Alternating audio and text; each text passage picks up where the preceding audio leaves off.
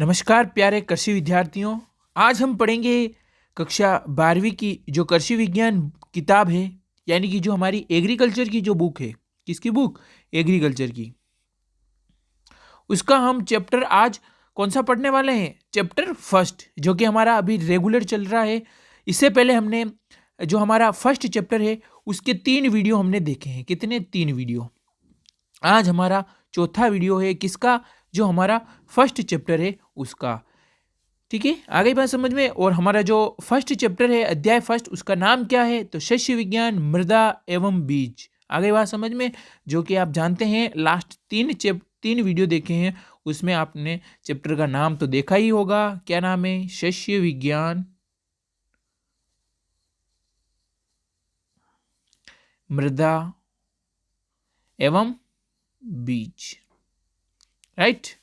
तो ये हमारा चैप्टर का नाम है। और आज हमारा जो मुख्य टॉपिक रहने वाला है, क्या रहने वाला है? वो रहने वाला है मृदा क्षरण एवं संरक्षण।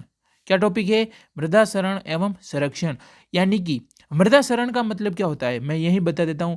मृदा क्षरण का मतलब आप इजी लैंग्वेज में समझो, मृदा का कटाव। यानी कि मृदा क्षरण का मतलब होता है मृदा का कटाव या मिट्टी का कटाव। ठीक है, आगे बात समझ में।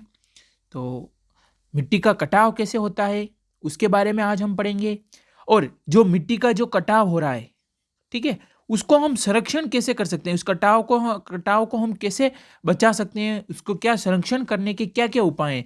जो मिट्टी का कटाव हो रहा है उसको संरक्षण करने के क्या क्या उपाय हैं, वो भी हम आज इस वीडियो में देखेंगे। तो आप समझ गए होंगे क्या पढ़ने वाले हैं। मृदा क्षरण एवं संरक्षण। मृदा क्षरण यानी कि मृदा का क्षरण कैसे होता है, मिट्टी का कटाव कैसे होता है, और उसको हम कैसे कंजर्व करें, कैसे संरक्षण करें उसका, ताकि मिट्टी का कटाव कम हो, मृदा क्षरण कम हो, सोइल इरोजन एंड कंजर्वेशन। आगे बात समझ में। ये आज हमारा मुख्य टॉपिक रहने वाला है। ठीक है, यदि आपको नहीं भी समझ आया कोई दिक्कत वाली बात नहीं है, काफ़ी लंबा वीडियो है, आगे और भी समझेंगे। तो जैसे कि हम हर चैप्टर में एक ओवरव्यू देखते हैं कि जो हमारा फर्स्ट चैप्टर है उसमें कौन कौन से टॉपिक दिए गए हैं। ठीक है, जो कि हम हर चैप्टर में पढ़ते हैं। तो फर्स्ट जो टॉपिक दिया गया है वो है कृषि विज्ञान की परिभाषा, महत्व एवं क्षेत्र। सेकंड दिया गया है मृदा उर्वरता एवं उत्पादकता। तीसरा हमारा टॉपिक दिया गया है मृदा क्षरण एवं संरक्षण। तीसरा हमारा बीज के बारे में। ये हमारे कुछ मुख्य टॉपिक हैं जो हमारे फर्स्ट चैप्टर में दिए गए हैं। 12th की जो बुक है एग्रीकल्चर की, उसमें जो हमारा चैप्टर फर्स्ट है, अध्याय फर्स्ट। ठीक है, तो चलिए शुरू करते हैं। मृदा क्षरण। मृदा क्षरण का मतलब मैंने बता दिया है, यानी कि मिट्टी का कटाव। ये देख सकते हैं आप, ये मिट्टी है। अब इस किस प्रकार से यहाँ मिट्टी का कटाव हुआ है। ठीक है, ठीक है, आप देख सकते हैं मिट्टी का कटाव हुआ है, इसीलिए जो ये पेड़ है इसकी जड़ें दिखाई दे रही है। क्या दिखाई दे रही है? जड़ें दिखने लग गई है। ठीक है, किसके कारण हुई है ये जड़ें? किसके कारण दिखाई दे रही है? मृदा क्षरण के कारण, यानी कि मिट्टी के कटाव के कारण। अगर यहाँ पर मिट्टी का कटाव नहीं होता, मृदा क्षरण नहीं होता, क्या ये जड़ें दिखाई देती? नहीं। तो आप जानते हो, यानी कि एक प्रभाव आपको देखने को मिल रहा होगा मृदा क्षरण से क्या होता है। ठीक है, अब जड़ें दिखने लग गई। इस जड़ें दिखने लग गई तो अब क्या होगा? पौधा वृद्धि नहीं करेगा। जो हमारा ये जो वृक्ष है वो क्या करेगा? वृद्धि नहीं करेगा। ठीक है, इस प्रकार से जो मृदा का क्षरण होता है वो हमारे लिए हानिकारक होता है, हमारे जो पेड़ पौधे हैं उनके लिए हानिकारक होता है। और तो मृदा क्षरण के बारे में पढ़ेंगे और इसका हम संरक्षण कैसे कर सकते हैं। ये मिट्टी जो कट रही है ये ना कटे, इसका कटाव ना हो, वो भी हम पढ़ेंगे। कैसे इसका रोकना है, इस कटाव को। ठीक है, तो चलिए शुरू करते हैं। ये देख लीजिए, यहाँ पर भी जो मिट्टी का है वो कटाव हो रहा है। ठीक है, तो इसी प्रकार से तो कुछ हम ओवरव्यू देखेंगे। मृदा क्षरण एवं संरक्षण का जो टॉपिक दिया हुआ है उसका जस्ट हम एक ओवरव्यू देखेंगे। ठीक है, आगे हम फिर मृदा क्षरण की परिभाषा पढ़ेंगे, मृदा संरक्षण की परिभाषा पढ़ेंगे, जो एक नंबर में जो है क्वेश्चन आ सकता है अपना 12th का जो बोर्ड का एग्जाम होगा उसमें। ठीक है, कि बताइए मृदा क्षरण की परिभाषा बताइए, मृदा संरक्षण की परिभाषा बताइए। तो आपको कोई घबराने की जरूरत नहीं है, वो इतनी अच्छी तरीके से समझाऊंगा कि आपको अभी याद हो जाएगा। ठीक है, तो प्रतिवर्ष कुछ प्राकृतिक शक्तियों, मुख्य रूप से जल वायु द्वारा मृदा की ऊपरी परत बहकर या उड़कर दूसरे स्थानों पर स्थानांतरित होती रहती है। आप जानते हो कि सबसे पहले मैं आपको बताऊं जो मृदा क्षरण है, यानी कि मिट्टी का जो कटाव होता है, मृदा का जो कटाव होता है वो किस किस चीज़ से होता है। भाई यहाँ कोई जैसे ये ज़मीन है, ठीक है, यहाँ पर ये मिट्टी के कण है या मृदा है, ठीक है। तो अब ये मृदा का कटाव कैसे होगा, तो एक तो होगा जल के द्वारा और एक होगा वायु के द्वारा। मुख्य दो शक्तियाँ हैं प्राकृतिक शक्तियाँ, तो जल के द्वारा होगा और वायु के द्वारा होगा। जल के साथ कैसे होगा कि यहाँ पर कोई पानी आएगा, जैसे जल आएगा तो वो क्या करेगा कि यहाँ पर जितनी भी मिट्टी है वो अपने साथ एक जगह से यहाँ से दूसरी जगह ले जाएगा, ठीक है, बहा कर ले जाएगा। वायु होगी, वो आएगी, तेज वायु आएगी तो वो क्या करेगी, यहाँ के जो मिट्टी के कण हैं उनको उड़ाकर अपने साथ ले जाएगी एक जगह से, यहाँ से जैसे दूसरी जगह ले गई। तो यहाँ पर क्या हुआ, मिट्टी में कमी हुई, यहाँ पर क्या हुआ, मृदा का क्षरण हुआ। इसी प्रकार आप समझ गए होंगे, यानी कि जैसे कोई भी मिट्टी है, किसी भी प्राकृतिक शक्तियों द्वारा मिट्टी के जो कण है या मिट्टी है वो एक जगह से इस जगह से दूसरी जगह स्थानांतरित हो रही है, तो यही क्या हो रहा है, मृदा क्षरण हो रहा है, मिट्टी का कटाव हो रहा है। तो दो प्रमुख शक्तियां होती है प्राकृतिक शक्तियां, जल और वायु। जल तो क्या करती है, मिट्टी को अपने साथ बहाकर ले जाती है। वायु होती है वो क्या करती है, मिट्टी को या मृदा को क्या करती है, उड़ाकर, ठीक है, उड़ाकर ही ले जाएगी। आप जानते हो हवा आएगी तो मिट्टी उड़ेगी, ठीक है, तो मृदा का क्षरण होगा। तो ये दो शक्तियां हो गई मुख्य रूप से, आपको याद रखनी है। आगे बात समझ में, तो आगे बढ़ते हैं। इसके साथ ही पेड़ पौधे जितना पोषक पदार्थ मृदा से अपने भोजन के रूप में ग्रहण करते हैं उसका कई गुना अधिक पोषक पदार्थ मृदा से बहकर या उड़कर नष्ट हो जाता है।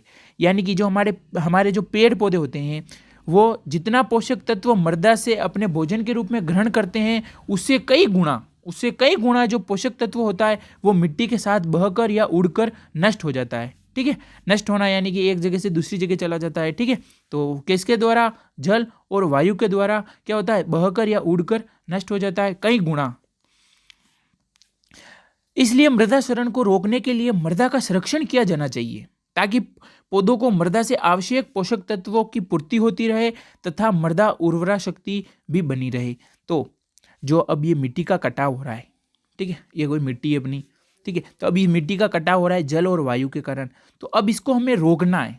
अब इसको कैसे रोकें, ठीक है, इसको कैसे कंजर्व करें, वो हम किस में पढ़ते हैं, मृदा संरक्षण में पढ़ते हैं। उपाय कि कैसे करेंगे वो भी हम पढ़ने वाले हैं कि मृदा का संरक्षण कैसे करना है। तो मृदा क्षरण जो हो रहा है, ये मिट्टी का जो कटाव हो रहा है उसके लिए मृदा का संरक्षण किया जाना चाहिए, ठीक है, मृदा को कंजर्व करना चाहिए। तो वो भी हम आगे पढ़ेंगे ताकि क्या हो सके, मृदा को यदि हम कंजर्व करेंगे, संरक्षण करेंगे, अगर हम मिट्टी का संरक्षण करेंगे, सोइल का कंजर्वेशन करेंगे तो हमारे जो पौधे हैं, ठीक है, वो क्या करेंगे, उनको आवश्यक पोषक तत्व जो हैं वो उनकी आपूर्ति सही तरीके से होगी और हमारी जो मृदा की जो उर्वरा शक्ति है वो भी बनी रहेगी, ठीक है। आप जानते हो जैसे ये मिट्टी है, मृदा है, तो ऐसी बनेगी मृदा, नाराज ना हो आप कोई। तो जैसे कोई भी अपने वायु आई, यानी कि कोई हवा चली जोर जोर से, तो हवा ने क्या किया, अपने साथ यहाँ पर जितनी भी मिट्टी थी उसको उड़ाकर अपने साथ ले गई, ठीक है, कहीं दूसरी जगह ले जाकर छोड़ दी। जैसे यहाँ आ गई, यहाँ की जितनी भी मिट्टी थी वो कहाँ चली गई, यहाँ चली गई। यहाँ पर कोई एक पौधा जो था वो चल रहा था, यानी कि एक कोई पेड़ था, ठीक है, तो वायु ने क्या किया, यहाँ पर जितनी भी मिट्टी थी इस पेड़ के पास वाली उसको क्या किया, इस जगह से जो हवा थी वो क्या कर गई कि यहाँ पर जितनी भी मिट्टी थी उसको दूसरी जगह ले गई, ठीक है। तो यहाँ पर क्या हुआ, इस वाले एरिया पर क्या हुआ, मृदा का क्षरण हुआ, मिट्टी का कटाव हुआ। तो मिट्टी का कटाव हुआ तो इसमें जो हमारे पोषक तत्व थे, जितने भी हमारे पोषक तत्व थे वो भी कहाँ चले गए, उड़कर इस हवा के साथ चले गए इस जगह पर दूसरी जगह पर। तो यहाँ पर क्या हुआ, पोषक तत्वों की कमी हुई। यहाँ पर पोषक तत्वों की कमी हुई थी, जो हमारा ये पेड़ है वो भी सही से वृद्धि नहीं करेगा, ठीक है। और इस मृदा क्षरण के कारण क्या हुआ, यहाँ की जो उर्वरा शक्ति है उसमें कमी हुई। उर्वरा शक्ति की कमी क्यों हुई, क्योंकि पोषक तत्व की कमी हुई। आगे बात समझ में। तो मृदा क्षरण से जो है वो उर्वरा शक्ति भी कम होती है, जो मृदा की उर्वरा शक्ति है वो भी कम होती है, ठीक है। और हमारे जो पौधे होते हैं उनको भी जो आवश्यक पोषक तत्व होते हैं वो उचित मात्रा में नहीं मिल पाते हैं। आगे बात समझ में। तो ये हमने जस्ट ओवरव्यू देखा मृदा क्षरण एवं संरक्षण का। मृदा क्षरण क्या होता है, जो हमारे मिट्टी का कटाव होता है वही, अब उसको मिट्टी के कटाव को हम कैसे कंजर्व करें, उसका संरक्षण कैसे करें, वही हम पढ़ते हैं मृदा संरक्षण में। तो अब हम देखेंगे इम्पोर्टेंट, मोस्ट इम्पोर्टेंट जो डेफिनेशंस हैं जो एग्जाम में पूछी जा सकती है, कि मृदा शरण की परिभाषा बताइए। क्या बताइए? परिभाषा, डेफिनेशन मृदा शरण की बताइए, मृदा संरक्षण की बताइए।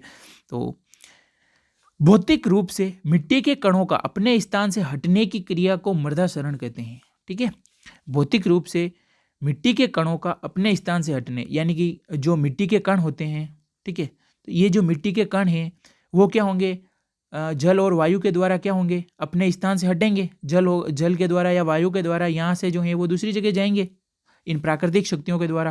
तो ये यहाँ पे जो मिट्टी के कण है वो क्या कर रहे हैं? हट रहे हैं, इस जगह से दूसरी जगह जा रहे हैं। तो ये जो हटने की जो क्रिया हो रही है, मिट्टी के कणों की हटने की जो ये क्रिया हो रही है, इसी को कहा जाता है मृदा शरण। ठीक है, मिट्टी का कटाव। तो मृदा शरण आप समझ गए होंगे। अब हम देखते हैं मृदा संरक्षण। मृदा को विभिन्न शरण शक्तियों द्वारा बहने तथा कटने से बचाव की क्रिया को मृदा संरक्षण कहते हैं।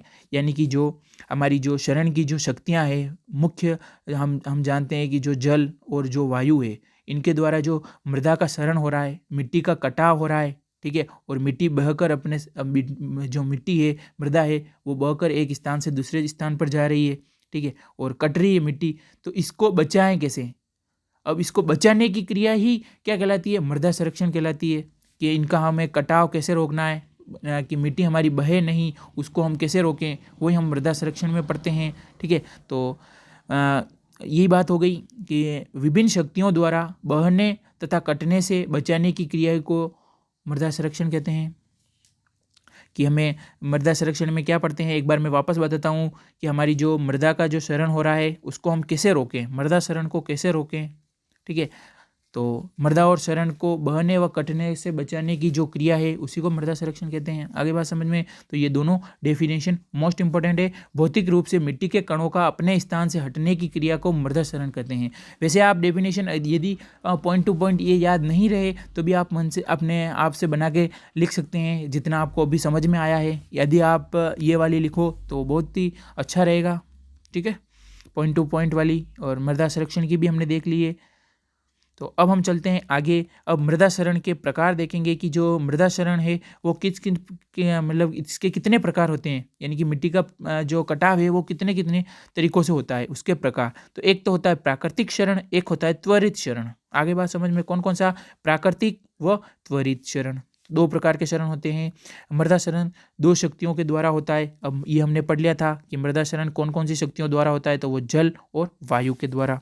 आगे बात समझ में। अब जल में भी अलग अलग प्रकार पढ़ेंगे कि इस प्रकार से जल जो है वो कैसे शरण करता है मिट्टी का, मृदा का। तो सबसे पहले हम पढ़ते हैं मृदा में। हमने पढ़े कि मृदा का जो शरण करते हैं, वो मृदा का शरण जो होता है वो कितने प्रकार का होता है? दो प्रकार का। तो उसमें हमने फर्स्ट कौन सा देखा? प्राकृतिक। दूसरा कौन सा देखा हमने? त्वरित। तो सबसे पहले हम क्या देखेंगे? प्राकृतिक। ठीक है, प्राकृतिक के बारे में पढ़ते हैं। तो चलिए प्राकृतिक के बारे में पढ़ते हैं। वनस्पति से ढकी हुई मृदा के प्राकृतिक रूप से हवा तथा जल द्वारा लगातार और धीरे धीरे शरण को प्राकृतिक शरण कहते हैं। यानी कि जो हमारी वनस्पति से ढकी हुई जो मृदा है उसमें क्या हो रहा है कि हवा और जल के द्वारा क्या हो रहा है? लगातार व धीरे धीरे शरण हो रहा है। ठीक है, या तो धीरे धीरे हो रहा है या लगातार क्या हो रहा है? शरण हो रहा है। किसके कारण? हवा और जल के कारण। तो उसी को क्या कहा जाता है? प्राकृतिक शरण कहा जाता है। इससे कोई विशेष हानि नहीं होती, क्योंकि परिवर्तन में बहुत समय लगता है। अब जो हमारा जो प्राकृतिक शरण है वो आप समझते हैं किससे हो रहा है? हवा और जल के द्वारा हो रहा है, लगातार और धीरे धीरे शरण हो रहा है, उसी को प्राकृतिक शरण कहते हैं। और इस शरण से जो हमारा प्राकृतिक शरण है, इससे कोई विशेष प्रकार की कोई हानि नहीं होती। क्यों? क्योंकि ये जो है वो बहुत धीरे धीरे होता है। ये जो शरण होता है इसके परिवर्तन में वो काफ़ी समय लगता है और धीरे धीरे होता है। इस शरण को मनुष्य द्वारा नहीं रोका जा सकता। मोस्ट इंपॉर्टेंट, आपको पूछा जा सकता है कि ऐसा कौन सा शरण है जिसको मनुष्य द्वारा नहीं रोका जा सकता, तो आपको बताना है प्राकृतिक। ये एक नेचुरल है, नेचुरल इरोशन है जिसको हम नहीं रोक सकते। आगे बात समझ में। आगे चलते हैं त्वरित शरण। जब भूमि की वनस्पतियों को पशुओं द्वारा चराकर, खोदकर या जोतकर समाप्त कर दिया जाता है तो भूमि वनस्पति विहीन हो जाती है। ऐसी मिट्टी में पानी व हवा के विघ्न द्वारा अलग होने की गति मृदा निर्माण से कई ज़्यादा होती है। इस प्रकार के मृदा शरण को त्वरित शरण कहते हैं। आगे बात समझ में। तो चलिए हम समझते हैं कि क्या है क्या नहीं। तो जो हमारी भूमि है, ठीक है, तो हमारी भूमि पर क्या है, वनस्पति है। तो हम वनस्पतियों को क्या कर रहे हैं, पशुओं द्वारा चराकर या इनको खोद कर या जोत कर हम क्या कर रहे हैं, समाप्त कर रहे हैं या समाप्त कर दिया जाता है। तो क्या होता है कि हमारी जो भूमि होती है वो वनस्पति विहीन हो जाती है, ठीक है, वनस्पति विहीन हो जाती है। तो अब हमारी जो वनस्पति विहीन जो भूमि है, अब ऐसी मिट्टी या ऐसी भूमि में क्या होगा, पानी और हवा के विघ्न से क्या होगा, हवा के विघ्न से क्या होगा, मृदा क्षरण होगा, ठीक है। यदि हम हमारी जो वनस्पतियां हैं इनको अगर हम पशुओं द्वारा चराकर खोदकर जोतकर हम अगर समाप्त कर देंगे तो आप जानते हो क्या होगा कि हमारी जो भूमि है वो वनस्पति विहीन हो जाएगी। तो ऐसी अब हमारी वनस्पति विहीन जो भूमि है, अब उस पर क्या होगा, पानी और हवा यानी कि जो हमारी दो प्राकृतिक शक्तियां हैं इनके विघ्न द्वारा क्या होगा, मृदा का क्षरण होगा, ठीक है, मृदा का क्षरण होगा, मृदा का निर्माण नहीं होगा, ठीक है। तो हम कह सकते हैं कि मृदा निर्माण से कई ज़्यादा मृदा क्षरण होता है, ठीक है। तो इस प्रकार के मृदा क्षरण को त्वरित क्षरण कहते हैं। आगे बात समझ में, तो सबसे पहले हमने प्राकृतिक क्षरण देखा, प्राकृतिक क्षरण के बाद में हमने त्वरित क्षरण देखा। आगे बात समझ में, तो आगे चलते हैं। अब हम देखते हैं मृदा क्षरण दो शक्तियों द्वारा होता है। ये हमने फर्स्ट में भी पढ़ा था, जल और वायु के द्वारा। तो जल द्वारा क्षरण कैसे होता है वो देखेंगे, वाटर इरोजन, और वायु द्वारा कैसे होता है वो भी हम देखेंगे। तो जल द्वारा देखते हैं, आवरण रहित नग्न भूमि पर जब वर्षा की बूंदें गिरती है तो उनकी चोट से मृदा कण तितर बितर हो बिखर जाते हैं और गंदे पानी के रूप में एक स्थान से दूसरे स्थान पहुंच जाते हैं, ठीक है, यहाँ गंदे कर देना। तो जो हमारी जो नग्न भूमि है, आवरण रहित, जिस पर कोई सुरक्षा कवच नहीं है, हमारी आप भूमि है, आप जानते हो इस पर कोई आवरण नहीं है, कोई सुरक्षा कवच नहीं लगा हुआ है, ठीक है, सुरक्षा कवच थोड़ी है, तो आवरण रहित है।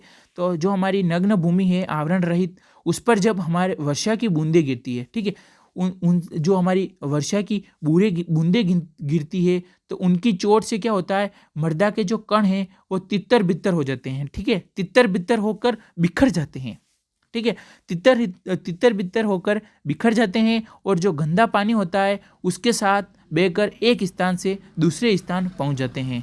तो इस प्रकार का जो क्षरण होता है वो जलीय क्षरण होता है। और आगे देखते हैं, इस प्रकार खेत की उपजाऊ मिट्टी का जल के साथ क्षरण हो जाता है, जो हमारी उपजाऊ मिट्टी होती है उसका जल के साथ क्षरण हो जाता है।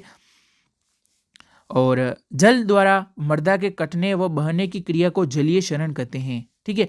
अब इस प्रकार जो डेफिनेशन आ जाए यदि कि जलीय क्षरण किस कारण से होता है, जलीय क्षरण का अपने डेफिनेशन बताइए, परिभाषा बताइए, तो आपको सीधा सा लिखना है जल द्वारा मृदा के कटने व बहने की क्रिया को। और अब जो हवा वाला क्षरण आ जाए, ठीक है, वायु क्षरण, तो आपको क्या लिखना है, वायु द्वारा मृदा के कटने व बहने की क्रिया को अपने ये वायु क्षरण कहते हैं, ठीक है। तो आपको ये भी याद रखना है। इसके अलावा जो हमने ये पढ़ा वो भी याद रखना है कि हमारी जो नग्न भूमि है, आवरण रहित, उस पर जब वर्षा की बूंदें गिरती है तो जो मृदा के कण होते हैं वो तितर बितर हो बिखर जाते हैं और गंदे पानी के रूप में एक स्थान से दूसरे स्थान पहुंच जाते हैं। आगे बात समझ में, तो इस प्रकार से जल से क्या होता है, क्षरण होता है, ठीक है, जल से क्षरण। वापस बताता हूँ, जैसे वर्षा की बूंदें आई, ठीक है, ये मिट्टी है, यहाँ पर वर्षा की बूंदें गिरेगी तो यहाँ पर जो मृदा में जो कण होंगे वो क्या होंगे, तितर बितर होकर क्या होंगे, बिखर जाएंगे। जोर से बूंद की इस पर चोट लगेगी तो हमारे जो मिट्टी के कण होंगे वो क्या होंगे, बिखर जाएंगे। और जो यहाँ पर जो वर्षा का पानी आया है वो क्या करेगा, इन मिट्टी के कणों को एक स्थान से दूसरे स्थान तक ले जाएगा अपने साथ बहा कर। तो यहाँ पर क्या हुआ, मृदा का क्षरण हुआ। आगे बात समझ में, तो मृदा का क्षरण भी हुआ और यहाँ पर जो उपजाऊ मिट्टी थी वो जल के साथ बहकर चली गई, यहाँ पर जो उपजाऊपन है वो भी कम हो गया। आगे चलते हैं, अब देखते हैं जल द्वारा मृदा क्षरण निम्न प्रकार का होता है। कौन कौन सा, बौछार क्षरण, परत क्षरण, रील क्षरण और अवनालिका क्षरण, ठीक है। अब जैसे हम इन चीज़ों को अगर पढ़ना चाहें, समझना चाहें तो बहुत सारे तरीके हैं, समझ सकते हैं, पर हमें वीडियो का भी ध्यान रखना है ताकि काफ़ी लंबा ना हो जाए। तो सबसे पहले बौछार क्षरण, यह मृदा क्षरण की प्रारंभिक अवस्था है। यह मृदा क्षरण की प्रारंभिक अवस्था है। जब वर्षा की बूंदें जमीन पर गिरती है तो मृदा कणों को मूल स्थान से छिन्न भिन्न कर देती है। इससे भूमि की जल प्रवेश क्षमता भी कम हो जाती है। ठीक है, एक बात तो ये याद रखनी है कि प्रारंभिक अवस्था कौन सी है मृदा क्षरण की, तो प्रारंभिक अवस्था जो है मृदा क्षरण की वो है बौछार चरण। ठीक है, बौछार चरण जो है वो एक प्रारंभिक अवस्था है किसकी, मृदा क्षरण की, मिट्टी के कटाव की प्रारंभिक अवस्था है। जब जो वर्षा की बूंदें हैं वो जमीन पर गिरती है तो क्या होता है कि जो हमारे मिट्टी में जो कण होते हैं, मृदा के जो कण होते हैं वो अपने मूल स्थान से क्या हो जाते हैं, छिन्न भिन्न हो जाते हैं, या जो वर्षा की बूंदें हैं वो मृदा कणों को अपने मूल स्थान से इनको छिन्न भिन्न कर देती है। ठीक है, क्या कर देती है, छिन्न भिन्न कर देती है। इससे भूमि की जल प्रवेश क्षमता भी कम हो जाती है। तो छिन्न भिन्न कर मृदा के कणों को छिन्न भिन्न करने से क्या होता है कि जो हमारी भूमि की जो जल प्रवेश क्षमता है वो भी क्या होती है, कम हो जाती है। आगे बात समझ में, किसके कारण, बौछार क्षरण के द्वारा, बौछार क्षरण के द्वारा। आगे चलते हैं, अब हम देखते हैं परत क्षरण। परत का जो है वो क्षरण कैसे होता है, सॉरी तो अब हम देखते हैं परत क्षरण, शीट इरोजन। बूंदों द्वारा कणों के बिखरने के पश्चात वर्षा का जल पूर्ण सतह पर मिट्टी की पतली तह को अपने साथ बहा ले जाता है। इस प्रकार खेत की उपजाऊ मृदा की ऊपरी तह समान रूप से खेत से बह जाती है। इसे परत क्षरण कहते हैं। परत से आप समझ रहे होंगे परत क्षरण कैसा क्षरण है, जिसमें क्या हो रहा होगा, परत का क्षरण हो रहा होगा। तो हमने इससे पहले जो बौछार क्षरण था उसमें हमने क्या पढ़ा था कि जो वर्षा की बूंदें हैं वो क्या करती है, हमारी मृदा में जो मिट्टी के कण होते हैं वो क्या करती है, इन मृदा के जो कण हैं इनको बिखेर देती है। ठीक है, तो बूंदों द्वारा क्या हो रहा है, कणों के बिखरने के पश्चात, यानी कि पहले हमारे बौछार चरण से क्या हो रहा है, कण जो है वो बिखर रहे हैं। तो कण के बिखरने के बाद में जो वर्षा का जो जल है, पहले तो वर्षा का जो जल है वो क्या करेगा, वर्षा की बूंदें कणों को बिखेरेगा।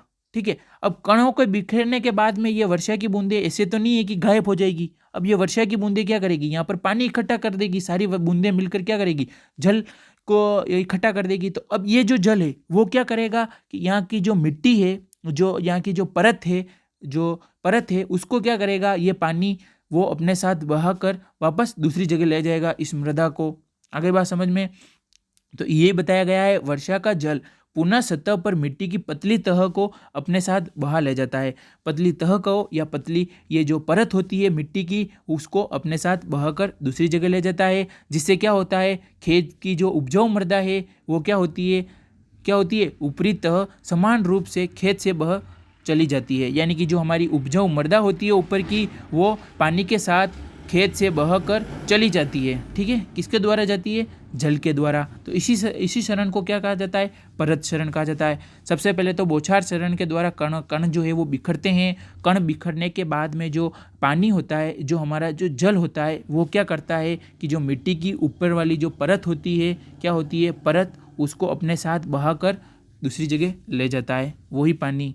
तो फर्स्ट जो क्षरण वर्षा की बूंदें गिरती है वो कौन सा क्षरण करती है, बौछार क्षरण। उसमें क्या होते हैं, कण बिखर जाते हैं। दूसरी परत क्षरण में क्या होता है कि जो पानी होता है वो क्या करता है कि जो परत होती है उसको अपने साथ बहाकर ले जाता है। दूसरा परत क्षरण में ये होता है। तीसरा आता है तो अब हम देखते हैं रील क्षरण के बारे में। सबसे पहले हमने बौछार क्षरण के बारे में पढ़ा, अब हम देखते हैं रील क्षरण के बारे में।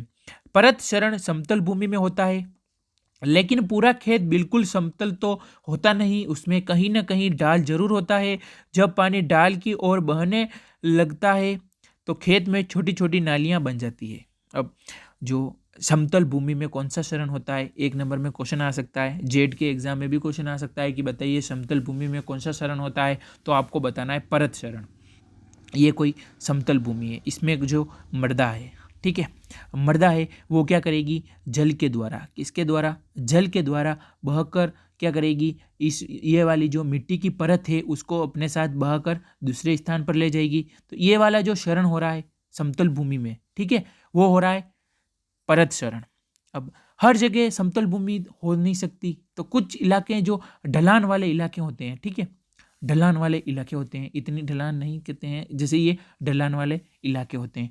तो इन ढलान वाले जो इलाके होते हैं, तो यहाँ पर क्या होती है, जो हमारा जल होता है वो क्या करता है, जल जब बहकर ऊपर वाले क्षेत्र में अगर बारिश हुई है तो यहाँ का जो पानी है वो जल बहकर नीचे की ओर जाता है। तो नीचे की ओर जाता है तो ये क्या करता है, छोटी छोटी नालियाँ बना देता है, ठीक है, छोटी छोटी नालियाँ बना देता है। तो ये इस प्रकार का जो शरण है इसी को कहा जाता है रील शरण। वापस बताता हूँ कि यानी कि जो ढलान वाले क्षेत्र होते हैं उसमें जो जल ऊपर से नीचे की ओर आता है, तब ये क्या करता है, ऊपर से नीचे की आते समय ये क्या करता है, छोटी छोटी नालियाँ बना देता है।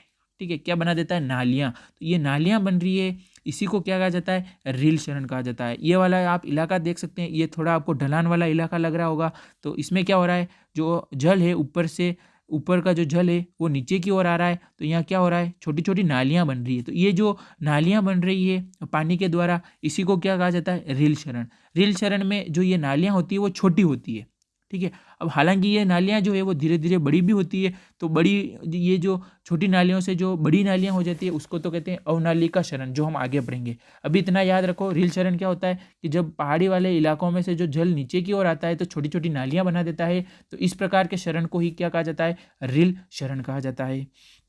तो ये नालियाँ धीरे धीरे चौड़ी होने लगती है। हालांकि ये नालियाँ जुताई से जो जुताई के समय समाप्त हो जाती है, यानी कि ये नालियाँ क्या होती है, धीरे धीरे चौड़ी होने लगती है। लेकिन अगर यदि हम जुताई करें तो ये नालियाँ जो है वो समाप्त हो जाती है। जुताई के समय ये जो नालियाँ हैं वो समाप्त हो जाती है। जैसे ये खेत है, ठीक है, ये छोटी छोटी नालियाँ बन रही है। अब इतनी छोटी नालियाँ तो जुताई से ये जो है वो सही हो सकती है। यदि हम ट्रैक्टर के द्वारा इस खेत को जोते हैं तो ये जुताई के द्वारा सही हो सकती है, कोई विशेष बात नहीं है। तो रील शरण जो है वो जुताई के द्वारा वापस सही भी हो सकता है।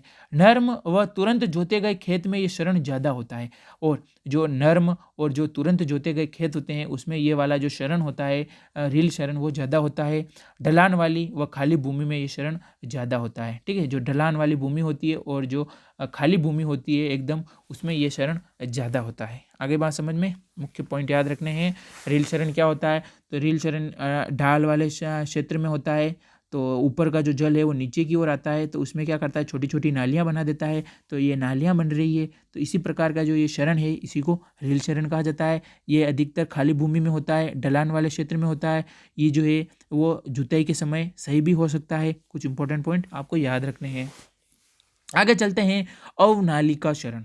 ठीक है, तो यह रील शरण की बढ़ती अवस्था है। आगे बात समझ में, रील शरण की बढ़ती अवस्था है, परत शरण की बढ़ती अवस्था नहीं है। किसकी बढ़ती अवस्था है, रील शरण की। आगे बात समझ, जब ढाल अधिक होता है तो रील शरण द्वारा बनाई गई नालियां इतनी चौड़ी और गहरी हो जाती है कि उपजाऊ मिट्टी के कटने के बाद मृदा भी कटने लगती है। अब हमने क्या कहा था रील शरण में, कि रील शरण के द्वारा जो बनाई गई जो नालियाँ होती है, जो रील शरण के द्वारा जो छोटी छोटी बनाई गई नालियाँ होती है, ये नालियाँ क्या होती है, कभी कभी चौड़ी हो जाती है, अधिक चौड़ी और गहरी भी हो जाती है। रील शरण के द्वारा जो ये इस प्रकार की नालियाँ होती है, ये कभी कभी अगर जल की मात्रा यदि ज़्यादा होती है तो ये नालियाँ जो है वो बहुत बहुत चौड़ी भी हो जाती है। ठीक है, अगर अधिक जल होगा तो ये नालियाँ क्या होगी, चौड़ी भी हो जाएगी और गहरी भी हो जाती है। किस प्रकार, तो ये देख सकते हैं आप इस प्रकार। ठीक है, ये ढलान वाला क्षेत्र है, इसमें जब पानी यहाँ से ऊपर से आया नीचे की ओर आया होगा तो पहले तो रील शरण हुआ। ठीक है, अब रील शरण में तो क्या हुआ होगा कि छोटी छोटी नालियाँ ही बनी होगी।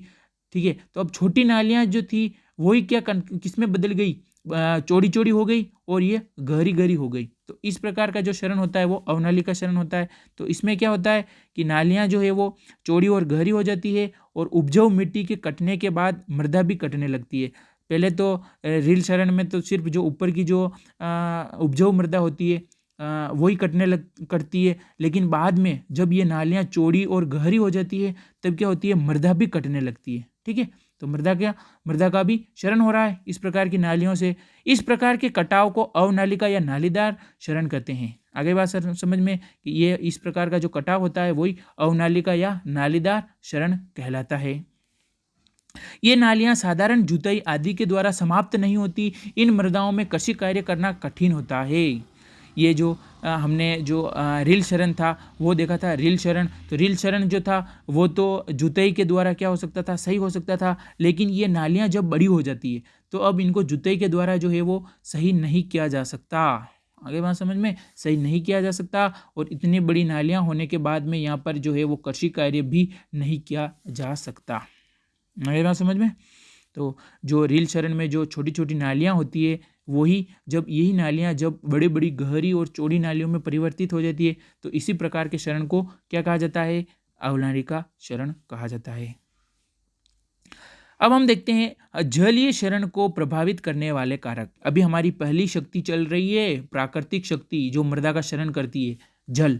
अब जल में शरण किस किस प्रकार से होता है हमने देखा है, ठीक है। तो जल का शरण एक तो बौछार शरण होता है, ठीक है, दूसरा परत शरण देखा, तीसरा रील शरण देखा और चौथा अवनालिका शरण देखा। सबसे पहले हमने कौन सा शरण देखा, एक जस्ट ओवरव्यू देखते हैं। सबसे पहले हमने देखा बौछार शरण, ठीक है। बौछार शरण में हमने क्या देखा कि जब जो वर्षा की बूंदें होती है, ठीक है, वर्षा की बूंदें क्या करती है, मिट्टी के कणों को बिखेर देती है, ठीक है, मिट्टी के कणों को बिखेर देती है और यहाँ पर जो जितना भी वर्षा की बूंदों का जो जल है वो क्या करता है, इस कणों को अपने साथ बहाकर दूसरी जगह ले जाता है, ठीक है। तो सबसे पहले क्या हो रहा है, कण बिखर रहे हैं, कण बिखर रहे हैं यानी कि यहाँ पर शरण हो रहा है। तो ये वाला तो हो गया बौछार शरण। और दूसरा ही शरण, जब ये जल क्या करेगा, यहाँ पर जो जितनी भी मिट्टी होगी, ये मिट्टी की जो परत होगी उसको बहाकर अपने साथ में दूसरे स्थान पर ले जाएगा। तो ये वाला कौन सा शरण हो रहा है, परत शरण हो रहा है। अब तीसरा शरण कौन सा शरण होता है, जो कि ढाल वाले क्षेत्र होते हैं। ढाल वाले क्षेत्र में जो जल होता है वो क्या करता है कि छोटी छोटी नालियाँ बना देता है, ठीक है, उस वाले क्षेत्र में जो हमने इमेज में देखी थी। तो ये इस प्रकार का जो शरण होता है छोटी छोटी नालियों वाला, वो क्या कहलाता है, रील शरण। अब रील शरण जो होता है वही कौन सा रूप ले लेता है, अवनालिका शरण का। जब ये छोटी छोटी नालियाँ जब चौड़ी चौड़ी नालियों में परिवर्तित हो जाती है, चौड़ी चौड़ी नालियों में और गहरी बन जाती है, एक तो चौड़ी चौड़ी हो जाती है और गहरी हो जाती है, तब इस प्रकार के शरण को हम कौन सा शरण कहते हैं, अवनालिका शरण, ठीक है। तो ये जस्ट हमने एक ओवरव्यू देखा शरण का, जिसमें हम आपको इंपॉर्टेंट पॉइंट भी याद रखने हैं कि परत शरण जो है वो जुताई द्वारा नहीं सॉरी जो रील शरण है वो जुताई द्वारा सही हो सकता है, और जो अवनालिका जो शरण है वो उसमें क्या होता है कि अपने जुताई द्वारा सही नहीं हो सकता, क्योंकि इसमें नालियाँ जो होती है वो चौड़ी चौड़ी हो जाती है और गहरी हो जाती है। इसमें नालियाँ इतनी चौड़ी भी नहीं होती और गहरी भी नहीं होती रील शरण। हालांकि ये जो रील शरण है वो अवनालिका शरण का रूप ले लेता है। कैसे लेता है, जो रील शरण की जो छोटी छोटी नालियाँ होती है वही परिवर्तित हो जाती है जब चौड़ी चौड़ी नालियों में, तब उसको अवनालिका शरण कहते हैं। अब जलीय शरण को प्रभावित करने वाले कारक के बारे में पढ़ेंगे। सबसे पहले जलवायु, स्थलाकृति यानी कि स्थल की आकृति, मृदा के गुण, वनस्पति का प्रभाव और मानवीय कारक, ठीक है। तो जलवायु कैसे प्रभावित करती है जलीय शरण को, जो जल के द्वारा जो शरण होता है उसको जलवायु कैसे प्रभावित करती है, स्थल की आकृति कैसे प्रभावित करती है, मृदा के गुण कैसे प्रभावित करते हैं जलीय शरण को, वनस्पति का प्रभाव कैसे प्रभावित करता है, मानवीय कारक यानी कि मानव जो होते हैं मनुष्य, उनके द्वारा कैसे जलीय शरण प्रभावित होता है, ये सारे पॉइंट हम देखते हैं। तो अब हम पढ़ेंगे सबसे पहले जलवायु के बारे में, ठीक है, जो हमारा पहला कारक है, प्रथम कारक जलवायु। यदि वर्षा की गहनता कम हो तो ज़्यादा समय तक वर्षा होने पर भी शरण कम होता है। इसमें क्या बताया गया है कि यदि वर्षा की गहनता या वर्षा की गति, यदि वर्षा की गति कम होगी और वर्षा लंबे समय तक होगी, ठीक है, वर्षा जो है वो अधिक समय के लिए होगी या लंबे समय के लिए होगी, लेकिन उसकी वर्षा की जो गति है वो कम है, वर्षा का जो समय है बरसने का वो ज़्यादा है, तो जो शरण होगा वो कम होगा। शरण कम क्यों होगा, शरण तो होगा लेकिन कम होगा। कम क्यों होगा, हमने क्यों कहा ऐसा कम होगा, क्योंकि जो वर्षा की गति है वो कम है। वर्षा का समय तो ज़्यादा है, वर्षा थोड़ी देर ज़्यादा समय के लिए बरस रही है, लेकिन उसकी गति कम है, तो जो शरण है वो कम होगा, फर्स्ट पॉइंट। सेकंड, जस्ट इसका उल्टा, अब जो वर्षा की जो गति है वो अगर अधिक होगी, वर्षा की जो गति है वो अधिक होगी और वर्षा का जो समय है वो कम होगा, तो इससे जो शरण होगा वो भी कम ही होगा। क्यों, क्योंकि वर्षा की गति यहाँ अधिक हो गई तो यहाँ पर क्या हुआ, समय में कमी हो गई, यानी कि वर्षा कम समय के लिए आ रही है, ठीक है, कम समय हो रही है वर्षा, तो गति चाहे ज़्यादा है लेकिन वर्षा कम समय के लिए हो रही है, तो इसका जो शरण होगा वो भी कम ही होगा। जस्ट उल्टा, उसमें क्या देखा था, वर्षा की गति कम है और समय ज़्यादा है तो भी शरण कम होगा, और वर्षा की गति जो है वो ज़्यादा है और समय कम है बारिश का, वर्षा का, तो भी शरण कम ही होगा। लेकिन अब ये ज़्यादा शरण कब होगा, कम कम कर रहे हैं सब कम ही होगा, तो ज़्यादा कब होगा, ज़्यादा तब होगा जब यदि हम बात करें वर्षा की गति जो है वो भी अधिक होगी और वर्षा का जो समय है वो भी अगर अधिक होगा तो बस समझ गए आप, ठीक है, सब कुछ ज़्यादा ही होगा, ठीक है। एक ये कह सकते हैं ज़्यादा इस समय हो सकता है, और दूसरा हम देखें ज़्यादा कब हो सकता है, यानी कि वर्षा की अगर मात्रा अधिक है और वर्षा की गति भी अधिक है तो भी जो क्षरण होगा वो क्या होगा, ज़्यादा होगा। आगे बात समझ में, वर्षा की मात्रा रखो या वर्षा का समय रखो, एक ही बात है। आगे बात समझ में, दो फैक्टर हमने पढ़े, क्षरण जो है वो कम मतलब जब क्षरण कम होता है तो वो दो हमने फैक्टर पढ़े, और क्षरण अधिक होने के भी हमने दो पढ़े। आगे बात समझ में। तो अब हम पढ़ते हैं स्थल की आकृति। तो जो ढलान वाली जो भूमि होती है उसमें क्षरण जो है वो ज़्यादा होता है, क्योंकि वहाँ पर जो पानी बहने की गति होती है वो तेज होती है, ठीक है, ये बात याद रखनी है। मिट्टी काटने व बहाने की शक्ति बढ़ जाती है, यानी कि जो ढलान वाले क्षेत्र होते हैं उसमें मिट्टी काटने व बहाने की जो शक्ति होती है वो भी बढ़ जाती है, ठीक है, जिससे मृदा क्षरण अधिक होता है। अधिक ढाल पर जल को भूमि में सोखने का समय कम मिलता है, यानी कि जो ढाल वाले क्षेत्र हैं, अधिक ढाल वाले क्षेत्र, वहाँ पर जल को सोखने का जो समय है वो कम मिलता है। आगे बात समझ में, समय कम मिलता है। ढाल की लंबाई जितनी ज़्यादा होगी उतना ही कटाव ज़्यादा होगा। आगे बात समझ में, जितनी ढाल की जो लंबाई है जितनी ज़्यादा होगी उतना ही कटाव ज़्यादा होगा। स्थल की आकृति। मृदा गुण, अब हम एक मृदा गुण के बारे में पढ़ते हैं। जो बलुई मृदा होती है, बलुई मृदा का बिखराव ज़्यादा होता है। क्यों? क्योंकि ये जो है वो पानी कम सोख पाती है। अब मैं एग्जाम्पल के ज़रिए समझाता हूँ इसको कि ये मिट्टी है, ठीक है, ये कौन सी मिट्टी है? बलुई। आगे बात समझ में, कौन सी है? बलुई मृदा है। तो बलुई मृदा का एक आप याद रखना गुण कि ये पानी को कम सोख पाती है। अब पानी को ये क्या कर पाती है? सोख नहीं पाती, नहीं पाती है, कम पाती है, कम सोख पाती है। ये गुण आप याद रखना।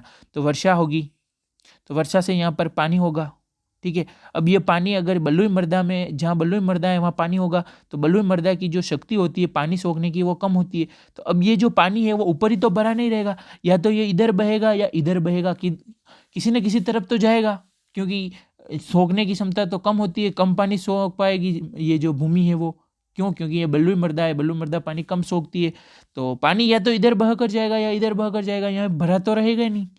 तो ये पानी इधर से इधर बहकर जाएगा, तो ये क्या करेगा? मिट्टी के कणों को अपने साथ बहाकर इधर से उधर ले जाएगा। तो ये क्या हो रहा है? मिट्टी का कटाव हो रहा है। आगे बात समझ में। तो बलुई मृदा का बिखराव ज़्यादा होता है, बलुई मृदा पानी कम सोख पाती है, तो बलुई मृदाओं में जो क्षरण होता है वो ज़्यादा होता है। क्यों? पानी ऊपर रहता है, कम सोख पाती है मृदा, तो पानी बहकर जाता है, तो पानी बहकर जाएगा तो ये मिट्टी के कणों को अपने साथ में ले जाएगा इधर से उधर, जिससे क्या होगा? मृदा का क्षरण होगा। तो अब हम देखते हैं वनस्पति का प्रभाव। जितने अधिक पेड़ पौधे उतना ही अधिक जल मिट्टी द्वारा सोखा जाएगा। आगे बात समझ में, जितने अधिक पेड़ पौधे होंगे उतना ही मिट्टी के द्वारा जल सोखा जाएगा। पेड़ व घास की जड़ें मृदा कणों को आपस में बांध रखती है, और जो पेड़ और जो घास की जड़ें होती है वो क्या करती है? मृदा कणों को आपस में बांध के रखती है, जिससे मृदा के कण इधर से उधर नहीं होंगे। पत्तियां वर्षा की बूंदों को मृदा कणों से टकराने से पहले ही रोक देती है, और जो पेड़ पौधों की जो पत्तियां होती है वो वर्षा की बूंदों को मृदा कणों से टकराने से पहले ही रोक देती है, ठीक है। जैसे भूमि है, मृदा है, ठीक है। अब यहाँ पर कोई पेड़ है, तो एक बात हमने क्या पढ़ी? जितने अधिक पेड़ पौधे होंगे उतना जो है वो पानी ज़्यादा सोखा जाएगा। यहाँ पर वर्षा होगी, ठीक है, ये जो पानी है वो जितने अधिक पेड़ पौधे होंगे उतना पानी सोख लेंगे, तो पानी इधर से उधर बहकर नहीं जाएगा तो मृदा का कटाव नहीं होगा। आगे बात समझ में। और जो पेड़ पौधों की जो जड़ें जो होती है वो क्या करती है? मृदा कणों को, जो नीचे मृदा के कण होते हैं उनको आपस में बांध के रखती है। दूसरा पॉइंट, आगे बात समझ में। और जो ये यहाँ पर तेज जैसे बारिश हो रही है, तो यहाँ जो पेड़ की जो पत्तियाँ होती है, यहाँ पर पहले क्या आएगा? वर्षा की बूंदें इनसे टकराएगी, ठीक है, इनसे टकराएगी तो वर्षा की बूंदों की जो गति है वो कम हो जाएगी, यानी कि यहाँ मिट्टी के कणों को कम नुकसान पहुँचाएगी, ठीक है। गति पत्तियाँ जो है वो कम कर देती है। डायरेक्ट वर्षा की बूंदें यहाँ पे आगे नहीं टकराएगी, इन पत्तियों पे टकराएगी, गति कम हो जाएगी, जिससे यहाँ का क्षरण जो है वो भी कम होगा। आगे बात समझ में। इस प्रकार से जो वनस्पति होती है वो भूमि क्षरण को कम करती है। तो ये जो हम कारक पढ़ रहे हैं वो बहुत ही ईजी कारक है, आपको देख के ही समझ में आ रहा होगा। मानवीय कारक, मनुष्य द्वारा खेती का सही ढंग न अपनाने से मृदा क्षरण अधिक होता है। अब मनुष्य जो है वो खेती सही से नहीं करते हैं, सही ढंग से नहीं करते हैं, तो जो मृदा का जो क्षरण है वो अधिक होता है। जो ढलान वाली भूमि होती है उसमें क्या करते हैं लोग, ढलान की दिशा में कृषि कार्य करते हैं, नदी के किनारे खेती करते हैं, खाद का प्रयोग किए बिना लंबे समय तक एक ही फसल बोते हैं, उगाते हैं। ये सारे मानवीय कारक हो गए जो क्या करते हैं, जलीय क्षरण को बढ़ावा देते हैं। ठीक है, कोई समझाने की जरूरत नहीं है, आप समझ गए होंगे। अब हम देखते हैं जलीय क्षरण को रोकने की विधियां। जो जल द्वारा जो क्षरण हो रहा है उसको कैसे रोकें, उसकी कुछ विधियां है। आगे बात समझ में, विधियां है यानी कि इसका संरक्षण कैसे करें, जलीय क्षरण का संरक्षण हम कैसे कर सकते हैं, जलीय क्षरण को हम कैसे कंजर्व कर सकते हैं। तो मुख्य रूप से दो विधियां हैं, मृदा संरक्षण की जैविक विधियां, मृदा संरक्षण की यांत्रिक विधियां। आगे बात समझ में, तो सबसे पहले हम जैविक विधियों को पढ़ेंगे, फिर यांत्रिक विधियों को पढ़ेंगे। जैविक विधियों में कौन कौन सी विधियां हो गई, शस्य संबंधी विधियां, घास संबंधी उपाय और वृक्षारोपण द्वारा। अब शस्य संबंधी विधियों में भी अलग अलग प्रकार की विधियां होती है। समोच्च खेती अपनाकर, भू परिष्करण द्वारा, पलवार द्वारा, फसल चक्र अपनाकर हम जो है वो जलीय क्षरण को रोक सकते हैं। ये सारे क्या है, रोकने के उपाय हैं जलीय क्षरण को। आगे बात समझ में, इनके द्वारा हम जल के क्षरण को रोक सकते हैं। विधियां हैं ये अपने क्षरण को रोकने की, मिट्टी का कटाव ना हो। आगे बात समझ, तो सबसे पहले पढ़ते हैं मृदा संरक्षण की जैविक विधियां, बायोलॉजिकल मेथड्स। तो सबसे पहले हमने पढ़ा था कि शस्य संबंधी विधियां पढ़ेंगे, एग्रोनॉमिकल मेथड पढ़ेंगे। तो उसमें सबसे पहले हम पढ़ेंगे समोच्च खेती, कि समोच्च खेती क्या होती है। हर किसान को समोच्च खेती अपनानी चाहिए। जो ढाल वाले क्षेत्र हैं वहाँ पर, समतल वाले जो क्षेत्र हैं वहाँ पर नहीं, जो ढाल वाले जो क्षेत्र हैं वहाँ पर कौन सी खेती अपनानी है, समोच्च खेती अपनानी है। आगे बात समझ में। अब समोच्च खेती कैसी होती है, समोच्च खेती आपको पहले बता देता हूँ। यानी कि ये जो ढाल वाले क्षेत्र हैं इनमें क्या करना है, इस प्रकार के कंटूर बनाने हैं, इनको कहते हैं कंटूर। ठीक है, आगे बात समझ में, इस प्रकार के कंटूर बनाने, ये पहाड़ है तो इस प्रकार से जो समान रेखाएं बनानी है। ठीक है, इन समान रेखाओं को क्या कहा जाता है, कंटूर कहा जाता है, जिस पर हम कृषि कार्य कर सकते हैं। और वर्षा का जो जल है वो भी यहाँ पे क्या है कि धीरे धीरे उतर कर नीचे आएगा, जिससे कटाव कम होगा। यदि डायरेक्ट यहाँ ढलान होगी तो ये क्या करेगी, मृदा को अपने साथ में बहा कर ले आएगी। यहाँ पर क्या होगा कि जो जैसे यहाँ का जो जल है वो धीरे धीरे यहाँ से नीचे उतरेगा, धीरे धीरे उतरेगा, तो इसका जो गति है जल का यहाँ से आने की वो कम हो जाएगी। तो यहाँ का जो मृदा का जो क्षरण है वो भी कम होगा। ठीक है, तो इसे कंटूर बना के खेती करनी है किसानों को। याद रखना, जिसके भी ढलान वाला खेत है, आप भी याद रखना, जो भी विद्यार्थी, जो भी स्टूडेंट जो है वो इस वीडियो को देख रहा है, वो यदि उसके जो खेती की जाती है वो यदि ढलान वाले क्षेत्र में की जाती है तो उसको ऐसे कंटूर बनाने चाहिए। यदि आप नहीं जाते हो खेत में तो आपके पेरेंट्स को मोटिवेट करना है कि कंटूर बना के खेती करो। आगे बात समझ में, ढलान वाले क्षेत्र वालों के लिए कह रहा हूँ। समान ऊंचाई की भूमि पर बनी हुई रेखा को कंटूर कहते हैं। वही आगे बात समझ में, कंटूर किसे कहते हैं, जो समान ऊंचाई की भूमि पर जो बनी हुई रेखाएं हैं उनको कंटूर कहते हैं। समसत कृषि कार्य फसलों की बुआई ढाल के विपरीत करते हैं।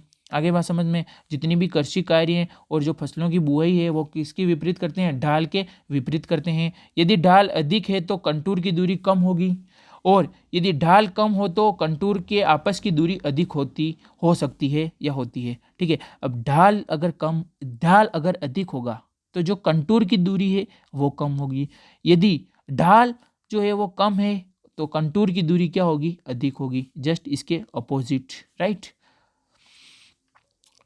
जो अब हम बात करते हैं कि जो ढलान वाले क्षेत्र होते हैं उसमें हम अगर कंटूर बनाएंगे तो पानी जो है वो रुक रुक कर आगे बढ़ेगा। ठीक है, अब जो ढलान वाले जो ढलान वाली जो ज़मीन है उसमें अगर हम कंटूर बनाएंगे जो तो वर्षा का पानी है वो रुक रुक कर आगे बढ़ेगा। आगे बात समझ में, जिससे क्या होगा, रुक रुक कर बढ़ेगा, धीरे धीरे बढ़ेगा, तो मृदा को जो है वो सोखने का टाइम मिलेगा, समय मिलेगा कि वो पानी को सोख सके। ठीक है, तो उससे क्या होगा, मृदा का जो क्षरण है वो कम होगा।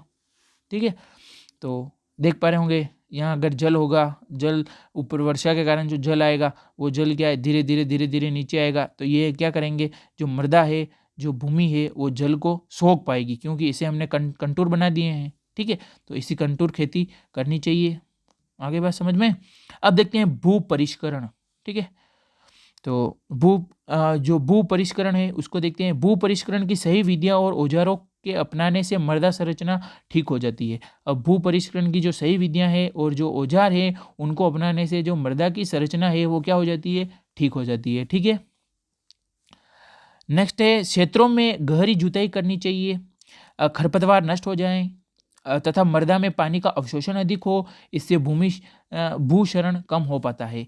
यानी कि हमें क्या करना है कि जो क्षेत्र हैं उनकी क्या करनी है, गहरी जुताई करनी है। आगे बात समझ में। ऊपर से ही उनको नहीं जोतना है, उनकी जुताई जो है वो क्या किस प्रकार की करनी है, गहरी जुताई करनी है। ठीक है, गहरी जुताई करेंगे तो क्या होगा, जो खरपतवार होंगे, जितने भी खरपतवार होंगे वो क्या होंगे, नष्ट हो जाएंगे। खरपतवार नष्ट हो जाएंगे तो उससे जो पानी का अवशोषण है वो क्या होगा, अधिक हो जाएगा। पानी का अवशोषण अधिक हो जाएगा। आप जानते हो यदि किसी भूमि पर पानी भरा हुआ है, तो यदि भूमि उस पानी को सोख लेती है तो ठीक है, हमारे लिए अच्छी बात है, मृदा का क्षरण नहीं होगा।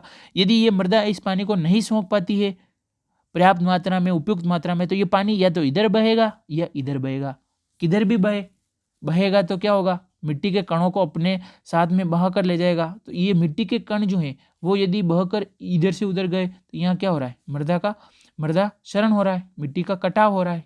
ठीक है, तो हमें क्या करना चाहिए, गहरी जुताई करनी चाहिए ताकि खरपतवार नष्ट हो जाएं। खरपतवार नष्ट हो जाएंगे तो पानी का अवशोषण अधिक होगा और जिससे भूक्षरण कम हो पाएगा या हो जाएगा। पलवार। ठीक है, अब बात आती है मल्चिंग।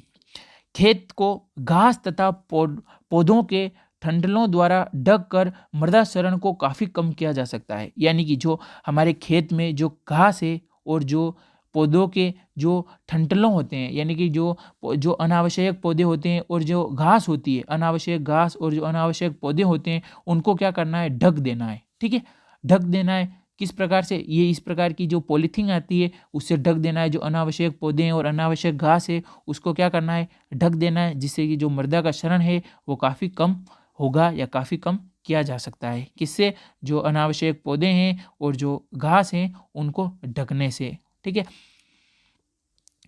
अब पलवार वर्षा की बूंदों का मृदा पर सीधे प्रहार को कम करता है तथा जड़, तने, पत्तियां आदि मृदा की सतह पर पानी बहने के वेग को कम करते हैं। साथ ही मृदा संरचना को भी सुधारते हैं। आगे बात समझ में। अब जो पलवार है वो क्या करता है कि वर्षा की बूंदों का मृदा पर सीधे प्रहार को रोकता है। ठीक है, पलवार क्या करता है, यानी कि जो वर्षा की बूंदें आ रही है उसका सीधा प्रहार नहीं होगा, पहले उसको क्या करना पड़ेगा, पलवार से गुजरना पड़ेगा। तो पलवार क्या करती है, वर्षा की जो बूंदें हैं सीधी मृदा पर नहीं टकराने देती है। ठीक है, इसको रोकती है, जिससे क्या होगा, जो जड़, तने और पत्तियां हैं वो उन पर कोई प्रभाव नहीं पड़ेगा और जो मृदा की सतह पर पानी बहने के वेग को कम करते हैं। और जो पलवार जो होती है वो क्या करती है, पानी के बहने के वेग को भी कम करती है। ठीक है, यदि पानी कम बहेगा तो क्या होगा, क्षरण जो है वो कम होगा। आगे बात समझ में। तो ये है पलवार के कुछ इम्पोर्टेंट फैक्ट्स जो आपको याद रखने हैं। तो उससे क्या होगा, मृदा संरचना को भी सुधारते हैं या मृदा संरचना अच्छी होगी। ठीक है, ये सब पॉइंट याद रखने हैं पलवार वाला। आगे चलते हैं। ये आप जानते ही हो, कक्षा 6 से पढ़ते आ रहे होंगे पलवार मल्चिंग के बारे में। फसल चक्र, क्रॉप रोटेशन।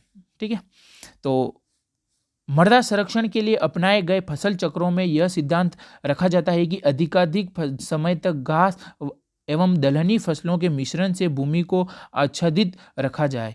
यानी कि हम जो मृदा संरक्षण के जो हम उपाय पढ़ते हैं उसमें हमको जो फसल चक्र का जो है वो ये ऐसा सिद्धांत रखना है, ऐसा एक सिद्धांत बनाना है फसल चक्र जब हम मृदा संरक्षण में अपनाते हैं तो उसमें एक ऐसा सिद्धांत रखना चाहिए या रखा जाता है कि हम घास और जो दलहनी फसलें हैं उनका मिश्रण रखें।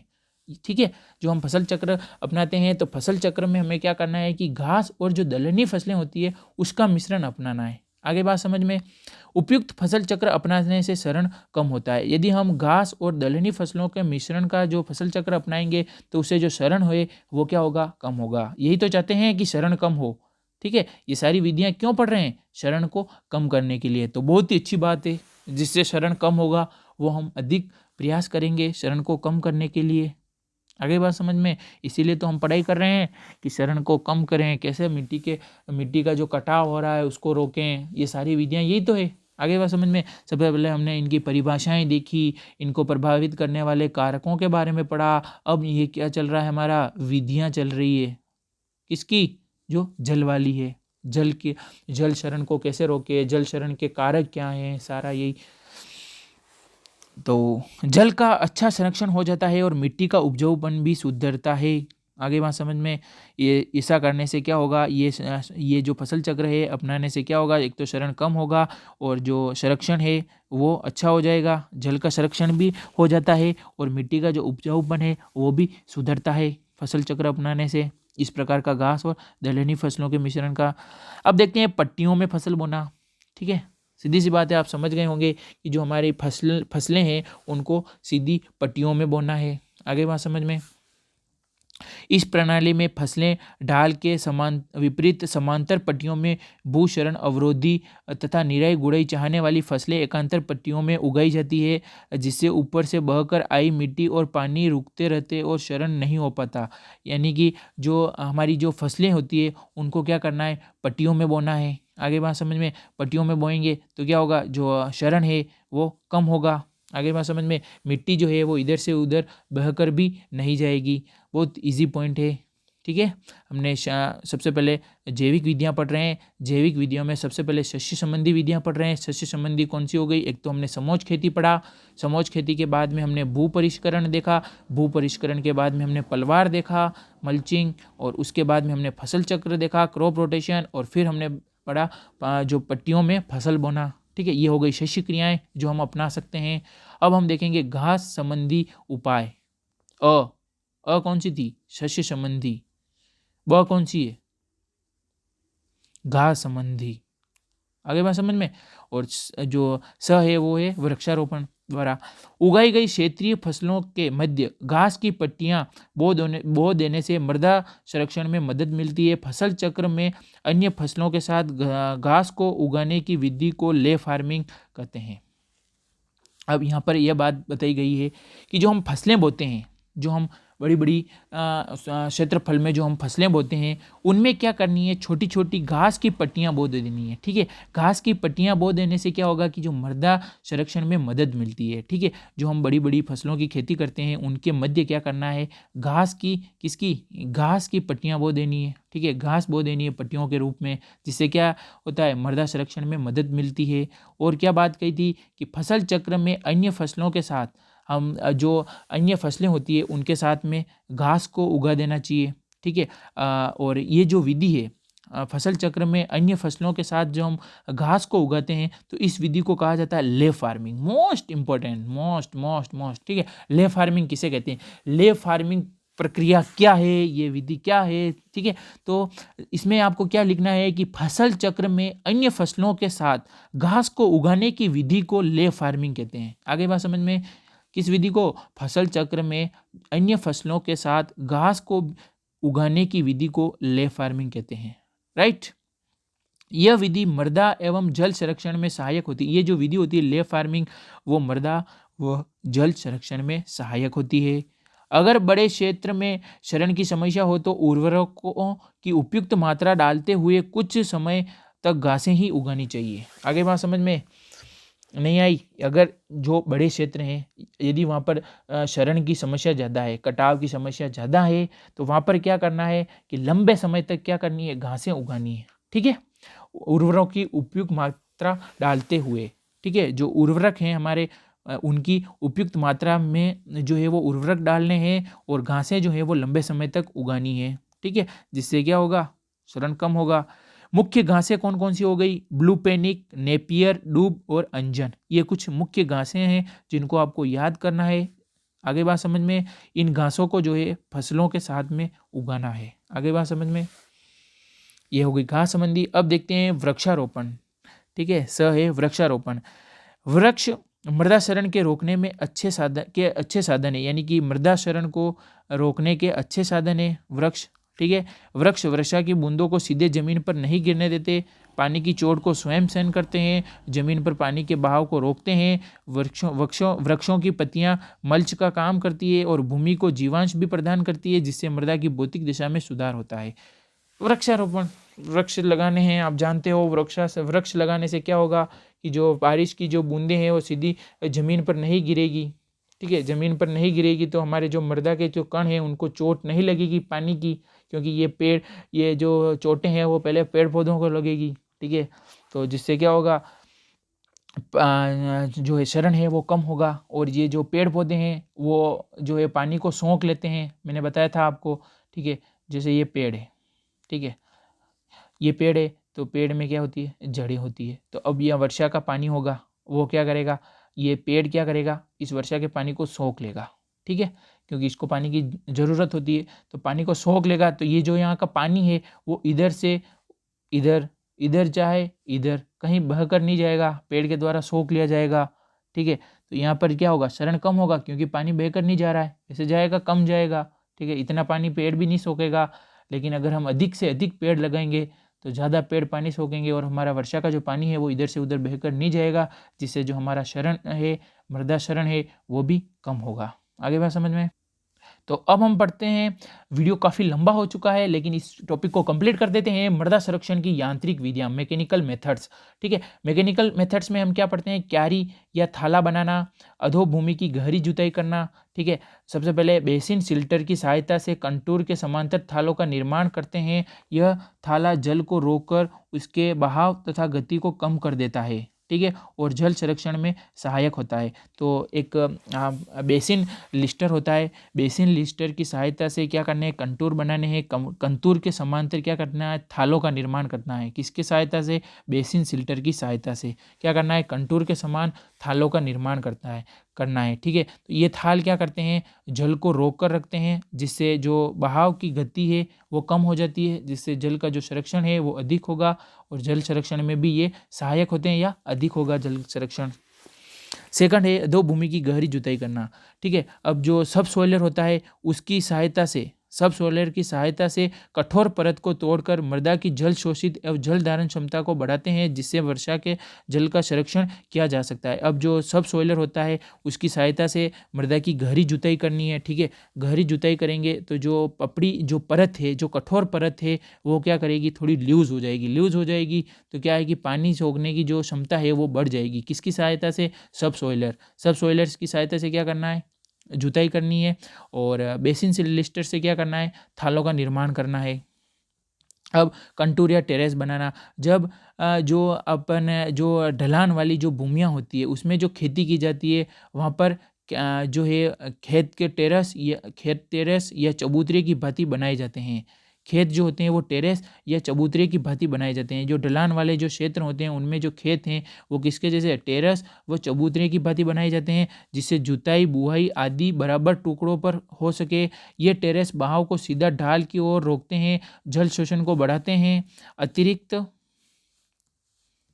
अतिरिक्त जल को नाली द्वारा बाहर निकाल देते हैं, अधिक ढालू भूमि को खेती योग्य बनाते हैं तथा मृदा क्षरण को नियंत्रित करते हैं। आगे बात समझ में, हमको क्या करना है, कंटूर और टेरेस बनाने हैं, ठीक है। कंटूर और टेरेस जो है वो क्या करते हैं, ये क्या करते हैं, टेरेस बहाव को सीधा ढाल की ओर रोकते हैं, जल शोषण को बढ़ाते हैं। आगे बात समझ में, जल को नाली द्वारा बाहर निकाल देते हैं, ठीक है, जिससे क्या होगा, क्षरण कम होगा।